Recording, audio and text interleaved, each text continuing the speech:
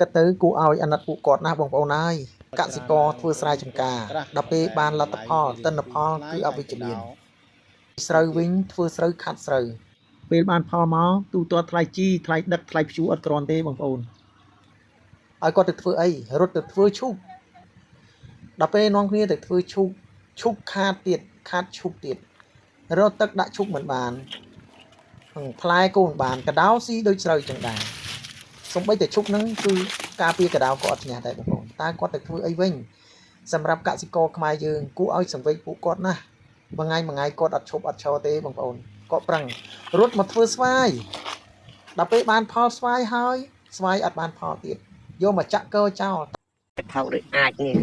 យកទៅលក់អីគេទិញទៀតតែ1គីឡូ1បាតបន្ទាប់ពីថៃមិនទិញហើយយើងគ្មានវិធីណាទេក្រៅពីចាក់ចោលប៉ុណ្ណឹងឯងនេះហើយលទ្ធផលដែលគាត់ខំប្រឹងប្រែងចំណាយកម្លាំងចំណាយថវិកាចំណាយទុនយ៉ាងច្រើនឥឡូវគឺបែបនេះ